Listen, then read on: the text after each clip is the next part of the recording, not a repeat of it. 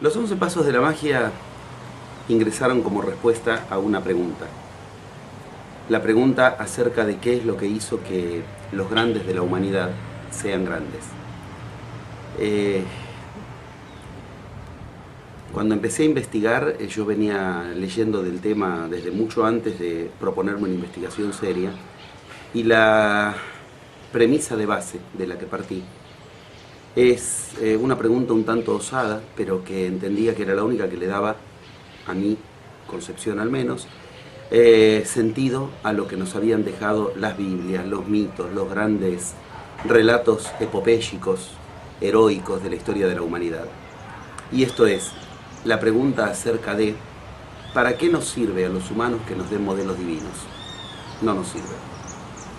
Si un humano tiene que seguir el modelo de un resucitado de la muerte, un hijo de una virgen, alguien que, como en la India dicen de Buda, cuando era bebé, al caminar detrás de cada paso crecía un loto.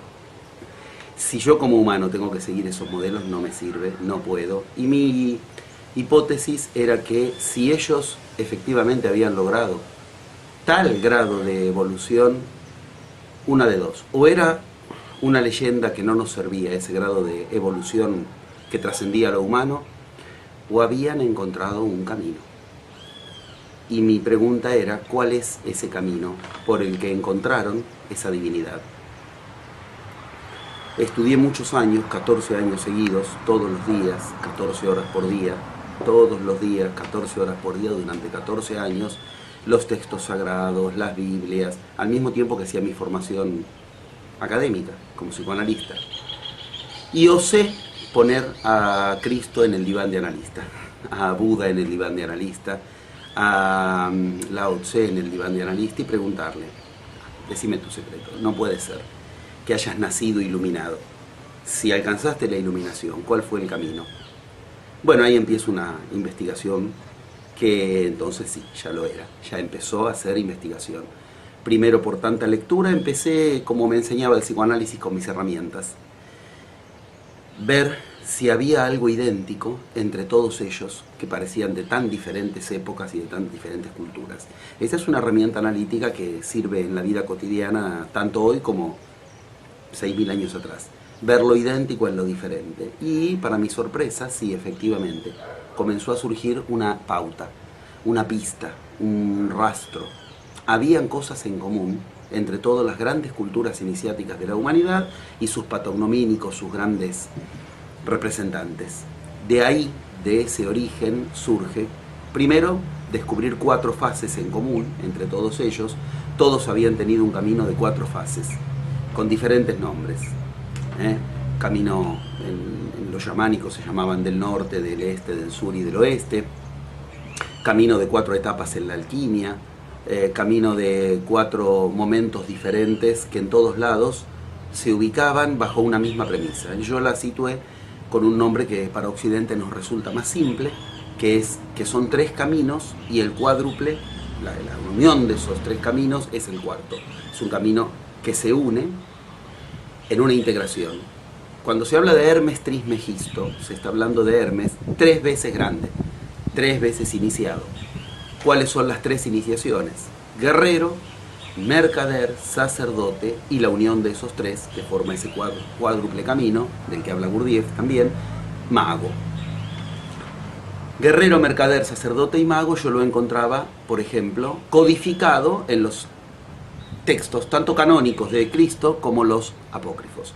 Cuando se habla de los reyes magos, que eran 3, le llevaban oro, incienso y mirra, atributo de guerrero, atributo de guerrero la mirra, que se utiliza para cicatrizar heridas en combate, atributo de mercader, oro, y atributo de sacerdote, incienso. Del mismo modo, las claves estaban en todos lados.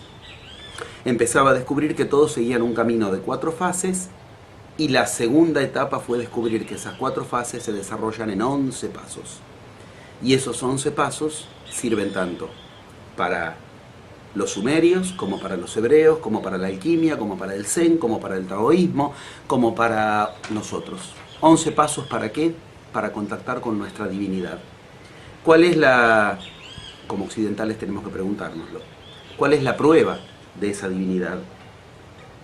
La plasmación de resultados en nuestra vida que no podríamos alcanzar con fuerzas humanas. Esto se llama, en términos actuales, generar una realidad propia. Y para mi sorpresa, cuando empecé a descubrir desde otros lugares estas mismas investigaciones, en una segunda etapa que abarcó más de 100 viajes de investigación y de enseñanza, en esa segunda etapa descubrir que todo aquello que hablaba de la nueva era, hablaba de lo mismo. La nueva era es aprender a generar realidades propias, y para eso hay profecías que nos orientan. Y nos orientan en 4 fases y 11 pasos, las mismas de las que bebieron los grandes iniciados.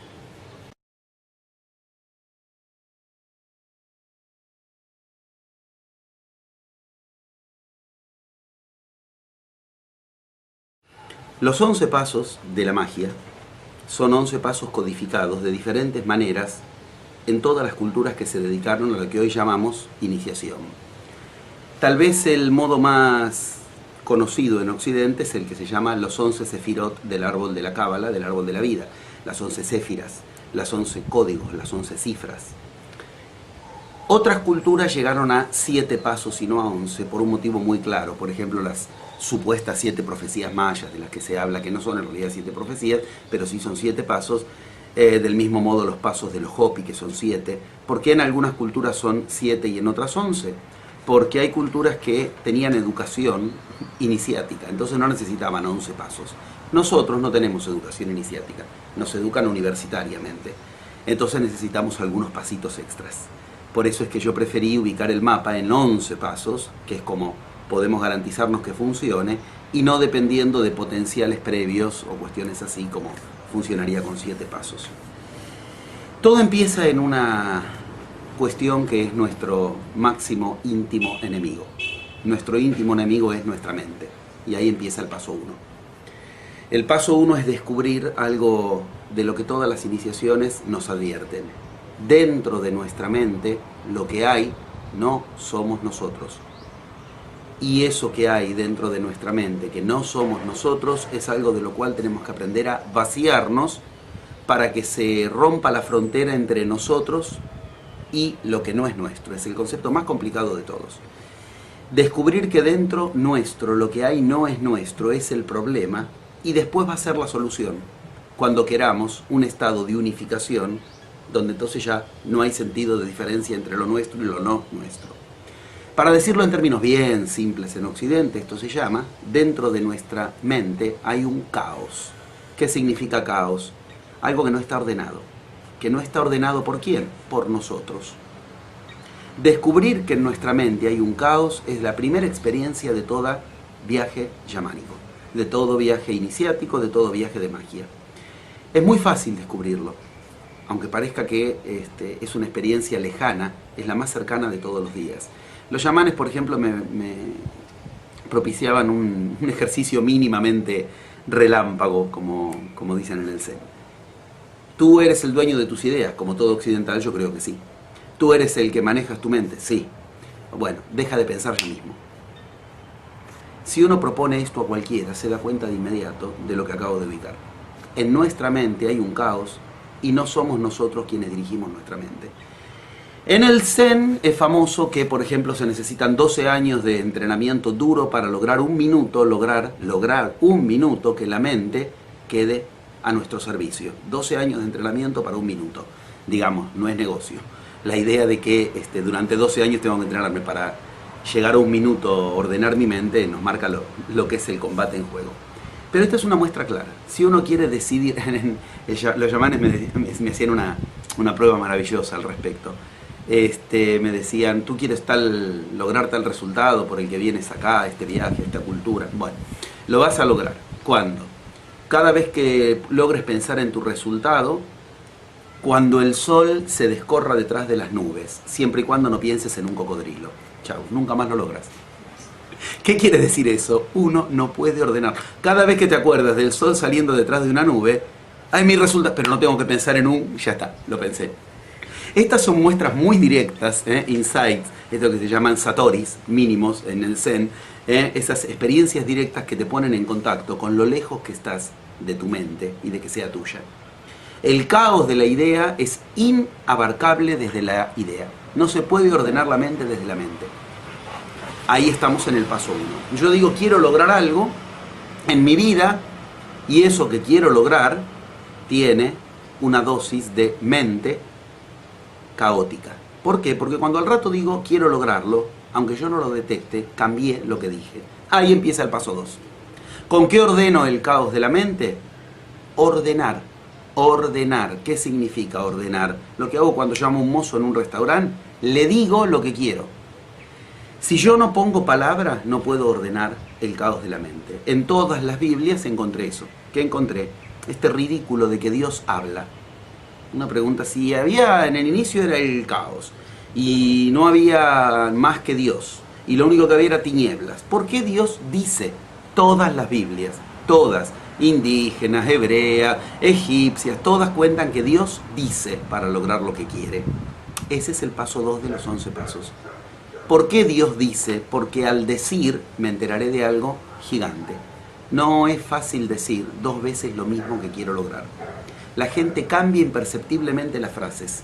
Y al cambiar las frases, el universo cambia el sentido inmediatamente. Esto se llama en cuántica, que es una de las cuestiones que tuve que estudiar poderosamente durante esos 14 años de estudio continuo, de preparación. En cuántica esto se llama efecto observador. ¿Y qué es un efecto observador? Si yo observo un fenómeno, lo genero. ¿Pero qué fenómeno genero? El que yo observo, no el que creo que observo. ¿Cómo sé el que observo? Lo tengo que decir. No es lo mismo si yo digo mañana quiero conseguir trabajo que si yo digo mañana quiero buscar trabajo. El universo va a traer aparejado un resultado diferente. Si yo digo que mañana quiero buscar trabajo, no lo voy a encontrar. Porque le ordené al universo buscarlo. Si yo digo que quiero encontrar trabajo, se me van a generar una serie de entramados para que el trabajo lo encuentre. Todo esto juega en un paso 2 que empieza en un verdadero viaje interior. ¿Por qué? Porque más tarde o más temprano uno se lo pregunta. Más tarde o más temprano uno se hace la pregunta que es la primera pregunta que Buda le hacía a sus discípulos. ¿Quién mueve tu lengua cuando tú hablas? Paso 2. Lograr decir lo que quiero me va a llevar a un viaje interior donde voy a descubrir ese caos de las ideas cada vez que quiero anclar en una frase. Y me voy a preguntar, ¿y por qué? ¿De dónde me viene esto de que yo quiera encontrar trabajo, de que yo quiera buscar trabajo y de que para mí sean cosas que no detecto como caóticas? Cuando logro decir el paso que quiero, cuando logro decir el resultado que quiero alcanzar en ese paso 2, empiezo el paso 3. ¿Qué es el paso 3? No puede ser que porque yo diga bien lo que quiero lograr, lo voy a lograr. ¿Qué significa esto? División de fuerzas entre lo que digo y lo que siento. El paso 2 me permitió poner en orden lo que pienso gracias a lo que digo. Pero ahora se va a manifestar el caos original por otra vía. ¿Cuál? No voy a sentir lo que yo quiera sentir. Voy a sentir que no puede ser, que en realidad por decir bien una frase lo voy a lograr. Mis sentimientos son el generador de caos. Ahora, paso 3. Se llama el peligro de la forma. ¿Por qué? Porque lo primero que como occidental me voy a preguntar es ¿y de qué forma lo logro? ¿Cómo lo logro? Bien, los mapas de magia me enseñan que el tercer paso es la pregunta por el cómo. Nunca primero me tengo que preguntar cómo. Un occidental primero se pregunta ¿y cómo lo voy a lograr? No, primero es ¿qué quiero lograr? Y el cómo se lo dejo al universo. ¿Dónde entra el paso del cómo, de la forma? ¿Cómo me siento yo? En el tercer paso tengo que lograr sentirme como yo quiero sentirme respecto de ese resultado. ¿Qué? ¿Es posible que uno se sienta como quiera sentirse? Ahí empieza un cambio de paradigma. ¿Por qué? Porque uno descubre que puede decidir cómo sentirse. En nuestro paradigma imperante creemos que los sentimientos no se pueden manejar. Y nos creemos además meritorios de ser esclavos de nuestros sentimientos. Paso 3.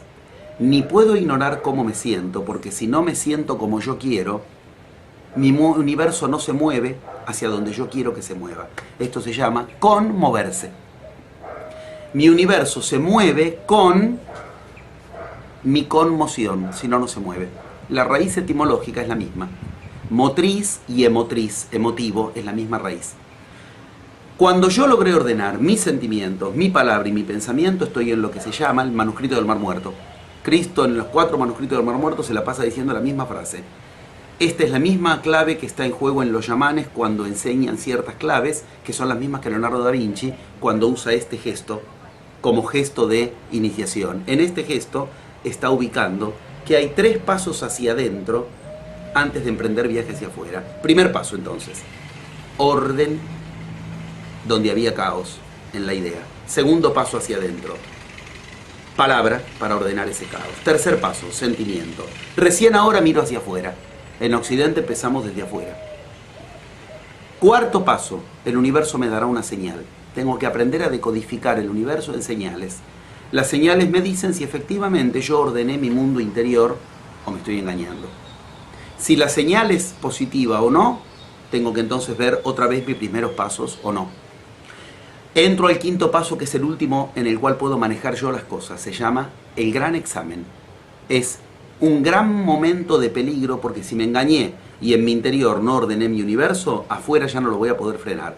Porque el paso 6 es los secretos que nos enseñaron los chamanes en las montañas de Cusco, que es manejo de energía. Ya no puedo frenar lo que ocurre.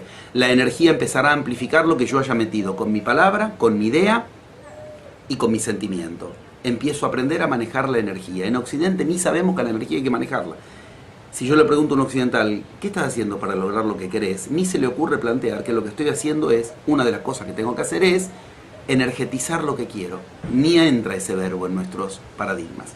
Cuando le di energía a lo que quiero, entro en el paso 7. ¿Qué ocurre? La magia. Se empiezan a generar fenómenos que me parecen de magia pura. Esos fenómenos son, primero y principal, por vía de entramados que presentan lo que yo quiero. Se llama casualidades. Se generan casualidades causadas por mí.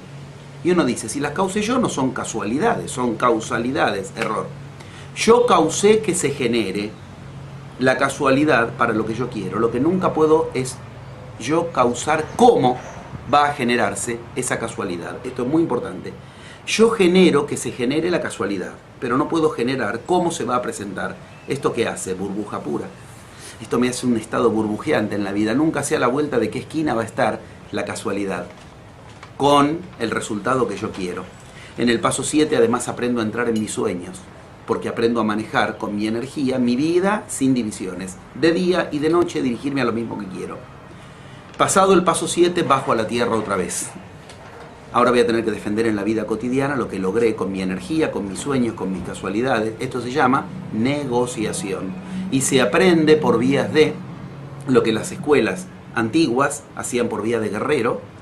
Se aprende a pasarlo a un terreno de vida cotidiana de mercader. Es lo que hicieron los ronin y los samuráis cuando perdieron el sentido de su arte guerrero. Entonces se transformaron de ejecutantes a ejecutivos. Y se aprenden estrategias y tácticas de negociación basadas en escuelas iniciáticas marciales. Entonces viene la gran prueba, el paso 9. El examen de fin de año. El paso 10 es la concreción del resultado. Muy bien. El paso 9 es el examen final. Todo lo que tuve que aprender a ordenar de mis palabras, de mis sentimientos, de mi caos, lo que me salió al cruce se me va a presentar todo junto. Esto es grandioso, porque quiere decir que cuando uno efectivamente tiene un mapa de 11 pasos, sabe algo muy claro. Ahora tienen que presentarse obstáculos. Entonces cuando se presenta el obstáculo, en lugar de que uno se desanima, sabe que está en el lugar correcto. Si los obstáculos no logran desviarlo, paso 10, gran realización, y hay que aprender a habitarla. La gran pregunta es, ¿y cuál es el paso 11? El paso 11 es el gran maestro, es lo que me trató de frenar durante todos los 10 pasos, y del cual tengo que aprender mi más importante lección. ¿Cuál? ¿Qué es lo que yo vine a resolver a esta encarnación?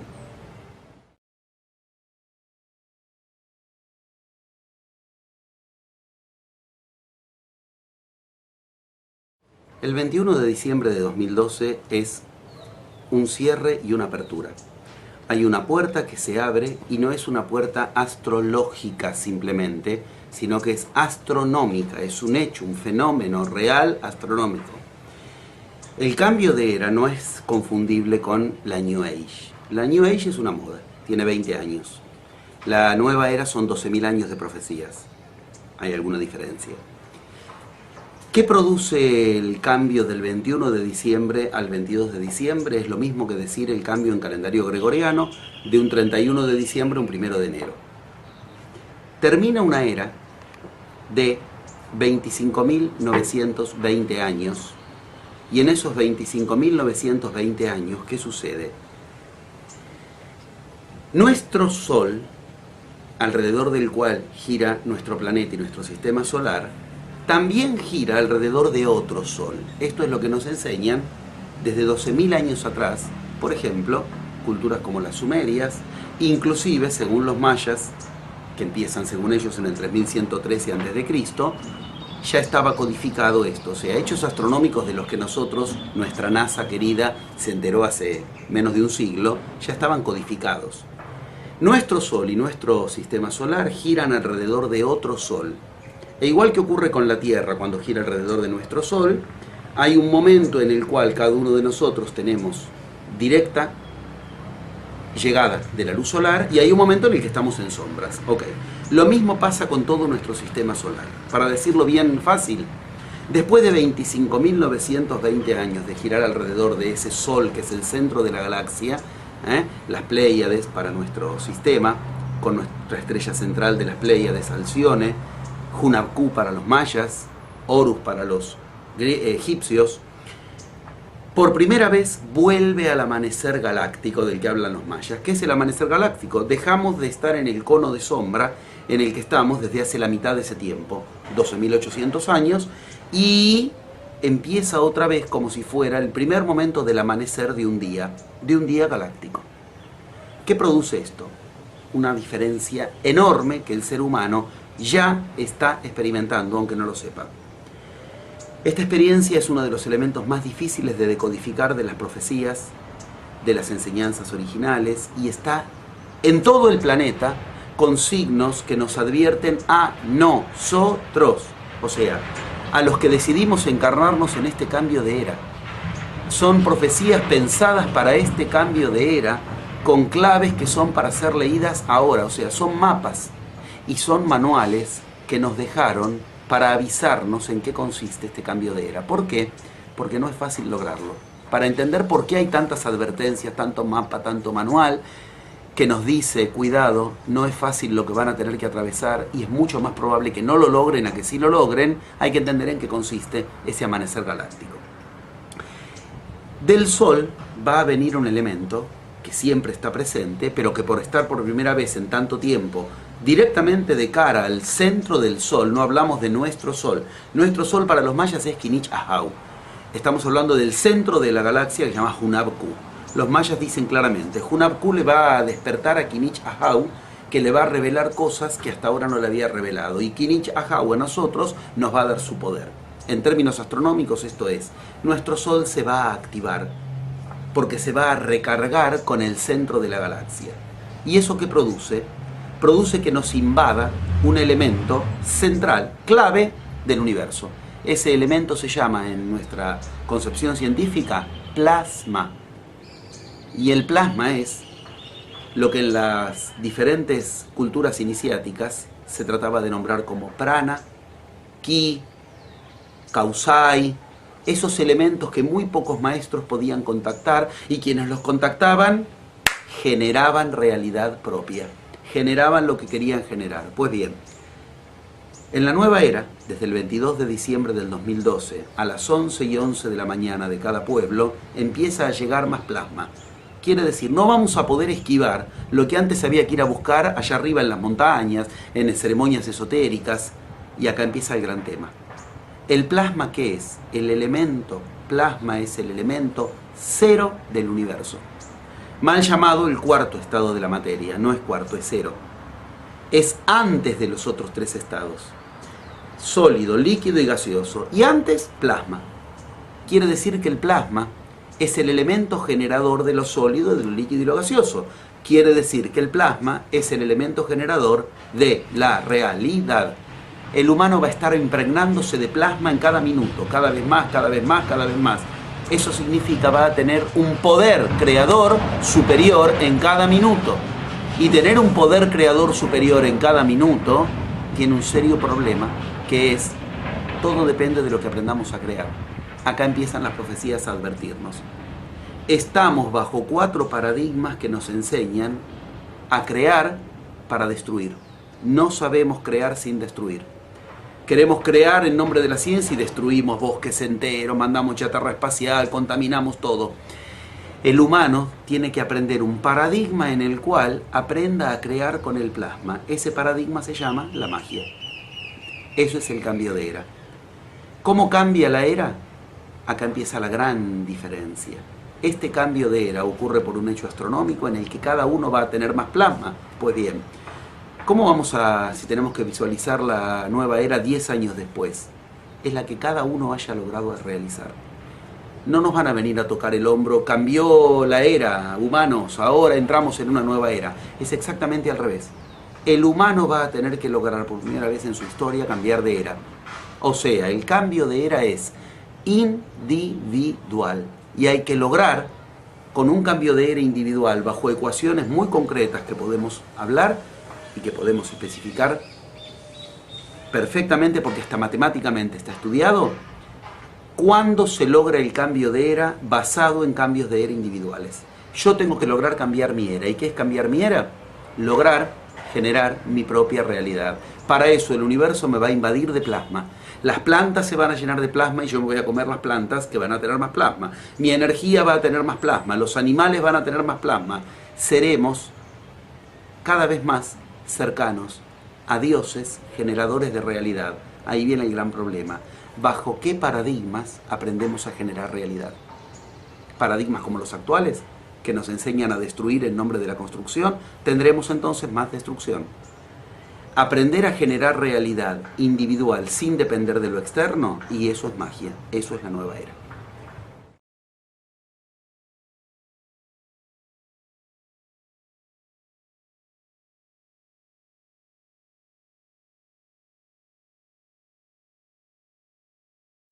Cuando alguien que no conoce sobre la nueva era se entera de la nueva era, lo primero que entiendo que hay que informarle es que la nueva era no va a suceder a nivel cultural, sino que va a suceder a nivel individual.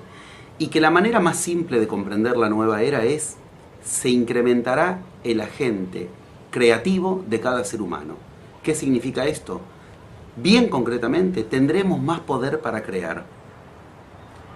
Como personas, de uno en uno. ¿Esto qué significa? Crearás lo que aprendas a crear. La gran pregunta es entonces, ¿con qué aprendo a crear? Ahí es donde se necesitan esos 11 pasos que hemos descubierto, como lo codificado entre las diferentes culturas. Los mayas nos enseñan un largo proceso que empieza en lo que ellos llaman Bactunes, periodos de 144.000 días, que después pasan a Catunes, 7.200 días, después pasan a Tunes, 360 días, después pasan a Huinales, 20 días, y concluyen en Kin, que es un día. ¿Cuál es el sentido de eso? Alguien que no conoce del tema puede entender fácilmente lo que los mayas nos quieren decir, si entiende que los mayas nos están diciendo codificadamente que un día nuestro, al final de esta era, que está terminando, corresponde a 144.000 días del inicio de la era. Es algo, ¿no? Si nos vamos a la India dicen lo mismo. Esto se llama un día de Brahma y es un proceso idéntico. Ciclos planetarios, ciclos mayores, ciclos menores, subciclos, razas madres concluyen lo mismo. Lo que nosotros pasamos, lo que logramos en un día, se necesitaban 144.000 días para lograrlo en el inicio de nuestra era. Esto marca nuestro poder creativo. Nuestro poder creativo se incrementa de manera tal que, entonces, si un día de ahora equivale a 144.000 días del inicio de la vieja era, ¿esto qué quiere decir? Cuidado con perder una hora. Cuidado con perder una hora sin haber creado la realidad que queremos, porque lo que hemos perdido, un minuto equivale a una hora de antes. Una hora equivale a 10 horas, 10 horas equivalen a un día equivale a una semana a un mes y un mes a un año. Si yo durante un mes, una semana, es un año lo que necesito después para rearmar la realidad que, mientras yo no la generé, la siguió generando el caos en mí. ¿Por qué? Porque el plasma que va a venir en la nueva era desde el Sol a invadir, a impregnar nuestra vida, si no lo uso yo, lo utiliza el caos en mí. ¿Qué caos en mí? El caos en mí, que es el que genera cosas que no son las que yo quiero. Si yo tengo un cálculo en la vesícula, ok, ahora empieza a entrar plasma, ese cálculo se transforma en un meteorito, por decirlo de una manera grotesca. Se transforma en algo gigante. Si yo tengo un mínimo problema de falta de dinero y entra plasma, al mínimo problema, si no lo resuelvo, se transforma en una bancarrota. El 3 de noviembre pasado, el 3 de noviembre del 2011, hubo una tormenta galáctica en el Sol, una tormenta magnética, que fue una pequeña muestra de lo que va a suceder con el cambio de era. A quien no entiende del cambio de era se le puede decir, miren lo que pasó después del 3 de noviembre. Todo lo que venía, que no se definía, que no ocurría en el planeta, ocurrió todo en una semana. Cayó Berlusconi. En Egipto, Mubarak. Cambiar el gobierno en España. Todo en esa semana se definió lo que no se definió, lo del Fondo Monetario y Merkel. Estoy recordando un montón de efectos que en una semana, una mínima invasión de plasma, que es lo que va a suceder después del 22 de diciembre, de una manera no mínima, definió todo. ¿Qué es el cambio de era para quien no conoce de qué se trata las profecías de la nueva era?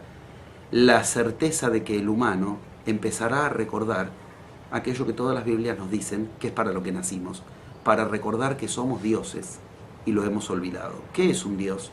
El que genera realidad. Aprender a generar realidad sabiendo que un minuto equivale a una hora y que un día equivale a 144.000 días de antes, eso es la nueva era.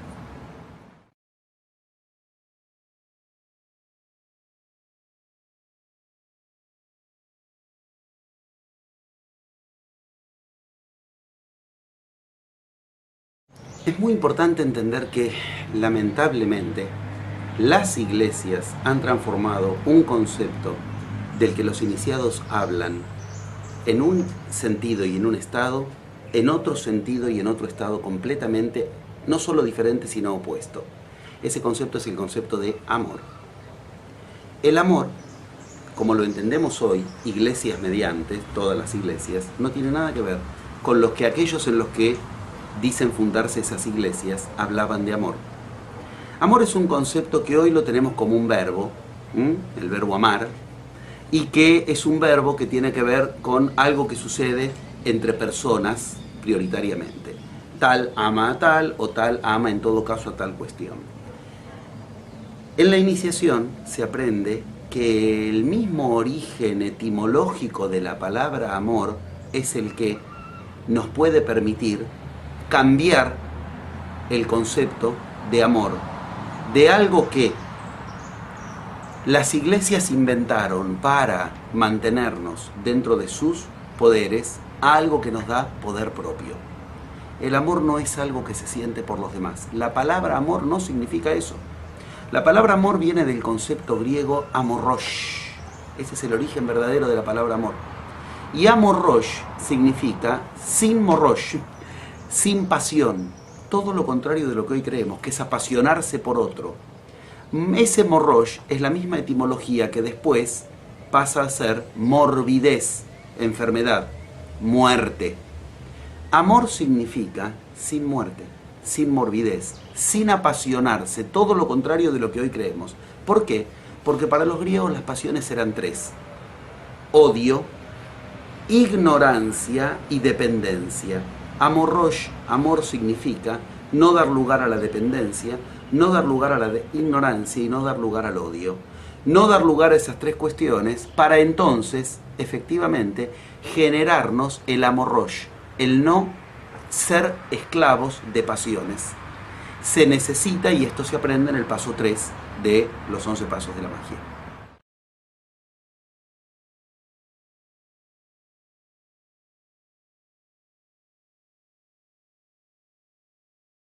Es realmente clave dar por entendido que un cambio de era no se va a lograr por mejores o peores cuestiones potenciales espirituales, o por mejores o peores soluciones en cuestiones densas de los problemas cotidianos.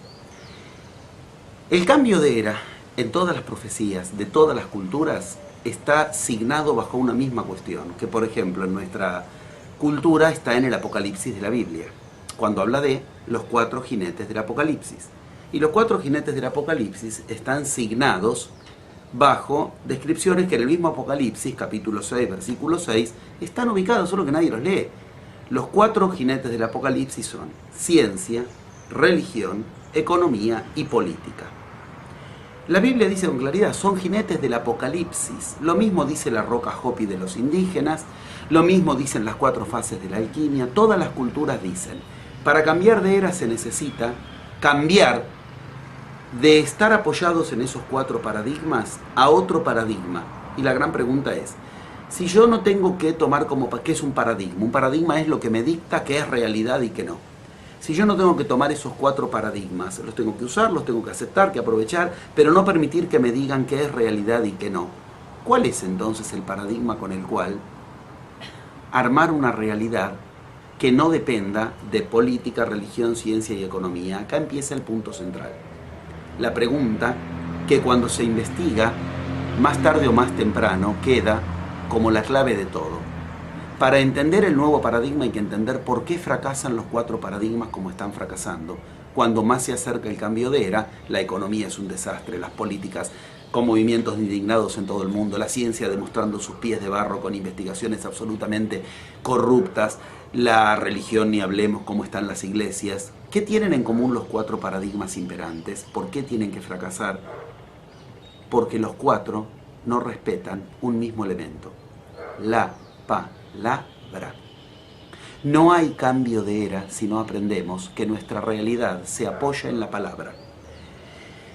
El arco de todos los diferentes paradigmas es que la política puede prometer cosas que no las cumple y nos parece normal. La ciencia dice que hace cosas que no son las que en realidad hacen sus experimentos y nos parece normal. La religión se la pasó mintiendo durante 2000 años, por lo menos la católica, para hablar de la más conocida en Occidente, y nos parece normal. Y las economías nos dicen que todo florece, todo va bárbaro y en una burbuja, y nos parece normal. La magia enseña que lo primero con lo que se genera el universo es con lo que Dios en todas las Biblias generó el universo. Tuvo que decir, haya luz. Tuvo que decir, haya división de aguas. Tuvo que decir una orden. Lo mismo nos enseña la cuántica cuando nos dice, toda realidad empieza en una cuerda y esa cuerda es un sonido, lo que en la India se llama sonido primal y lo que es el origen de cualquier cuestión que después conocemos como realidad. Una realidad se origina en un sonido y ese sonido es, para los humanos, la codificación llamada palabra. No hay magia si no se aprende a respetar la palabra. ¿Por qué?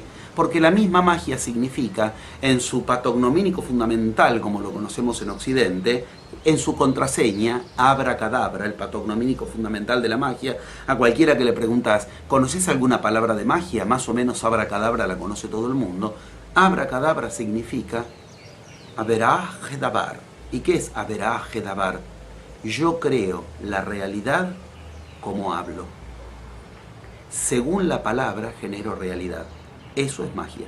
Sin respetar la palabra, no hay magia entonces, como no hay nueva era.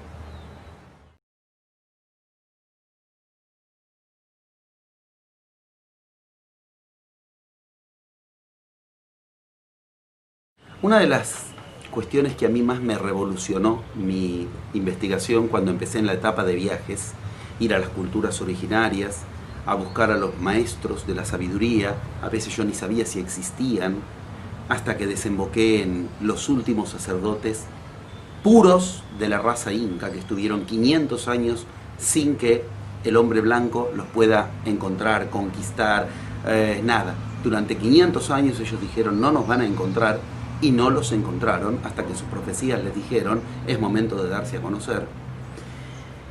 Estoy hablando de los queros, gente que de todo el mundo quería ir a encontrarlos y era imposible, y ellos vinieron a nuestro encuentro. Ellos vinieron a nuestro encuentro en la Plaza de Armas de Cusco.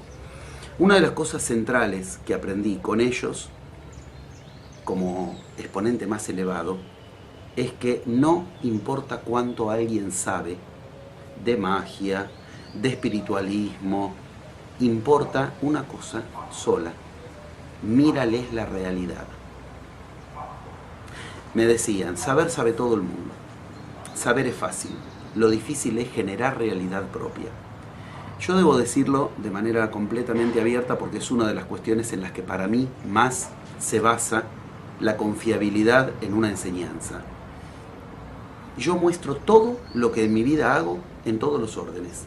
A mis hijos los educo de acuerdo al paradigma de la iniciación y obtienen lo que ningún otro obtiene. Nuestra salud, nuestra economía, nuestra enseñanza. ¿Y qué pasa cuando queremos llevar a cabo eso? Que es la magia en nuestra vida cotidiana. Exactamente lo que la magia promete. Que no ingresa lo que no es compatible con cada uno. ¿Qué no es compatible con cada uno? Por ejemplo, un virus que genera una enfermedad no es compatible. Quien está en magia no se enferma.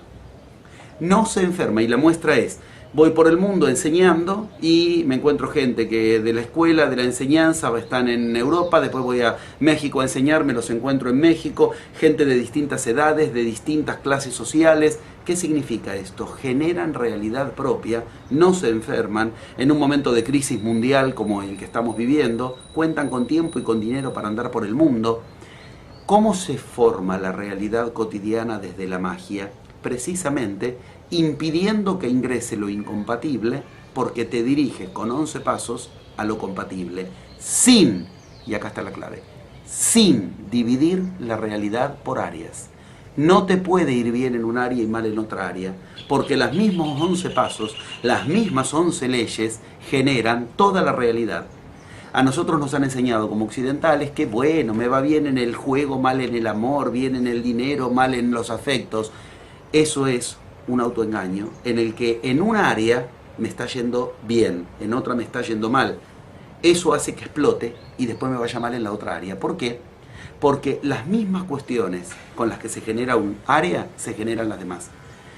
A nosotros nos enseñan a dividir el universo por materias, biología, geografía, historia y matemática, y no tiene nada que ver una con otra, como si el universo estuviera dividido por cátedras. Las mismas 11 leyes generan toda realidad. Cuando uno sigue esos 11 pasos, la salud es la que uno quiere, la economía es la que uno quiere, la evolución espiritual, la pareja, esa generación de realidad es la mejor muestra de que ahí hay magia, de que ahí hay iniciación, de que ahí hay nueva era.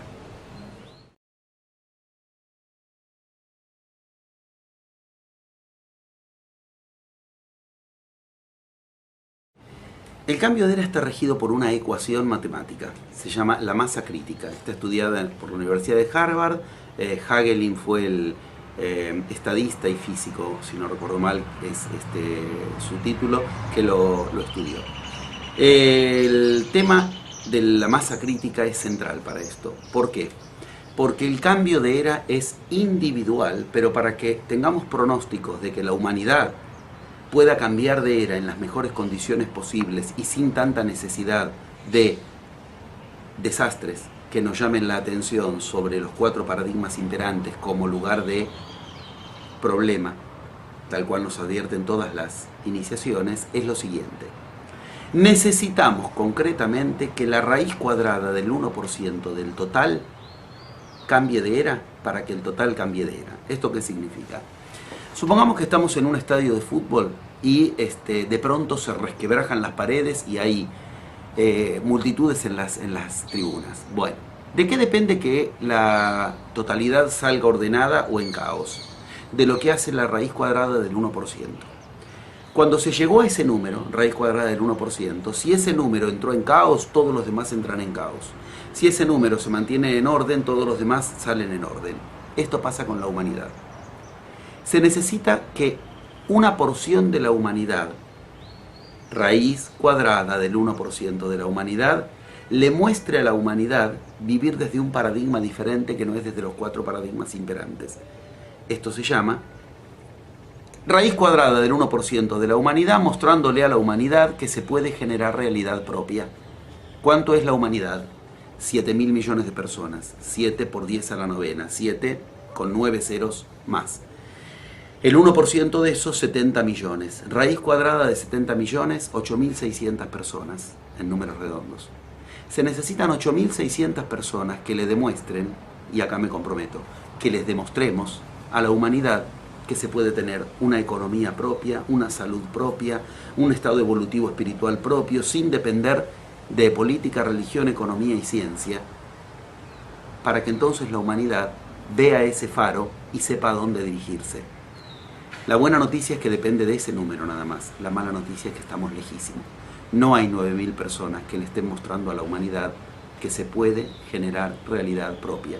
Y el tiempo es de aquí al 22 de diciembre del 2012.